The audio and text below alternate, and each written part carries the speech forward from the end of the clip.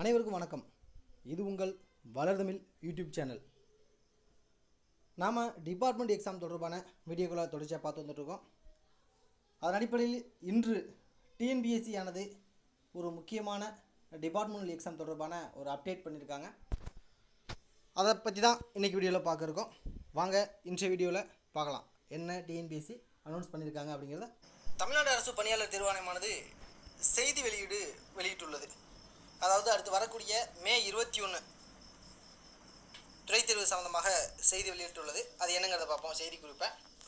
செய்திக்குறிப்பு எண் 14/2021 நாள் 10/4/2021 இன்று தான் வெளியிட்டிருக்காங்க. அதில் என்ன சொல்லியிருக்காங்க பாருங்க. கடந்த 2017ஆம் ஆண்டு திருத்தி அமைக்கப்பட்ட பாடத்திட்டம் மற்றும் தேர்வு முறைப்படி துறை தேர்வுகள் வருடத்திற்கு இருமுறை, அதாவது மே மாதம் மற்றும் டிசம்பர் மாதங்களில் நடத்தப்பட்டு வருகிறது. அதாவது இப்போ புதிதாக அந்த அப்ஜெக்டிவ் டிஸ்கிரிப்ட்னு சொல்லிட்டு 2 மாடல் நம்ம எக்ஸாம் எழுதிக்கிட்டு இருக்கோம். அந்த நடைமுறையானது 2017 முதல் தான் நடைமுறைக்கு வந்துச்சு அப்படிங்கிறத சொல்லிட்டு இருக்காங்க.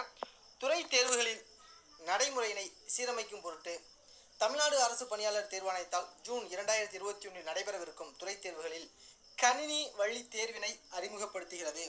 அதாவது இனி அடுத்து வரக்கூடிய தேர்வு மே 2021 வர இருக்குல்ல, தேர்வானது ஜூன் 2021 வர இருக்குது அப்படின்னு சொல்கிறாங்க.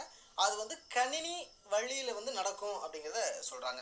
அடுத்து பாருங்க, பல்வேறு துறைகளிடமிருந்து பெறப்பட்ட கருத்துகளின் அடிப்படையில் திருத்தி அமைக்கப்பட்ட பாடத்திட்டம் மற்றும் தேர்வு முனை தேர்வாணைய இணையதளம் www.tnpsc.gov.in பதிவேற்றம் செய்யப்பட்டுள்ளது. புதிய சிலபஸ் பார்த்தீங்கன்னா டிஎன்பிஎஸ்சியோட அபிஷியல் வெப்சைட்டில் இருக்குது அப்படின்னு சொல்லியிருக்காங்க.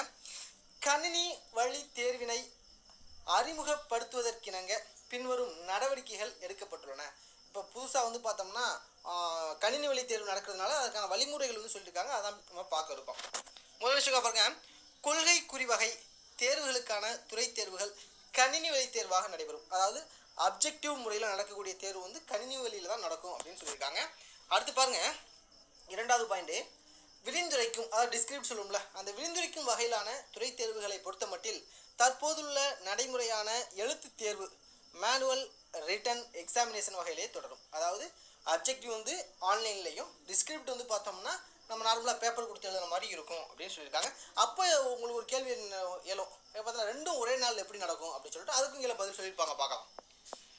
கொள்குறி வகை மற்றும் விரிந்துரைக்கும் வகை எழுத்து தேர்வுகள் கட்டாயமாக ஒருங்கிணைத்து எழுத வேண்டிய துறை தேர்வுகளை பொறுத்த மட்டில் தேர்வர்கள் கொள்குறி வகையிலான கணினி வழி தேர்வு மற்றும் விரிந்துரைக்கும் வகை எழுத்து தேர்வுகளுக்கு தனித்தனியே தேர்வு எழுத வேண்டும். நான் சொன்னதுதான், ரெண்டும் தனித்தனியாக நடக்கும் அப்படின்னு சொல்லியிருக்காங்க.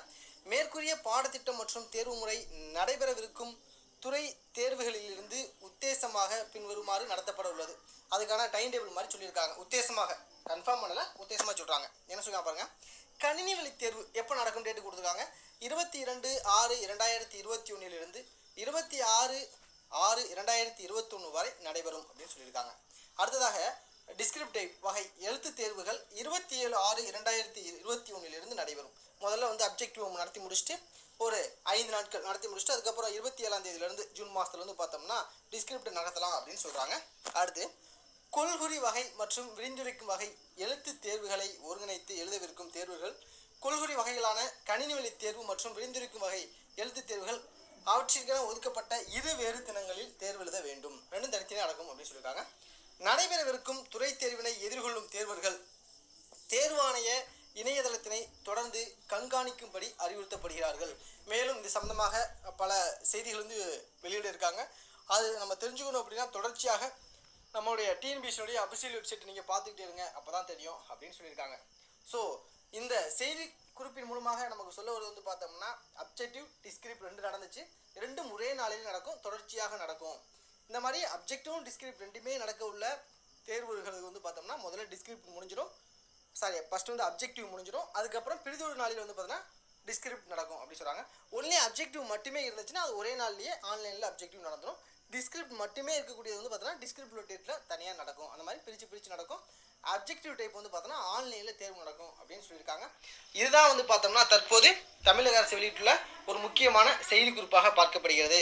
ஓகே, இந்த வீடியோ பிடிச்சிருந்துச்சுன்னா லைக் பண்ணுங்கள், ஷேர் பண்ணுங்கள், கமெண்ட் பண்ணுங்கள். தேங்க்ஸ் ஃபார் வாட்சிங்.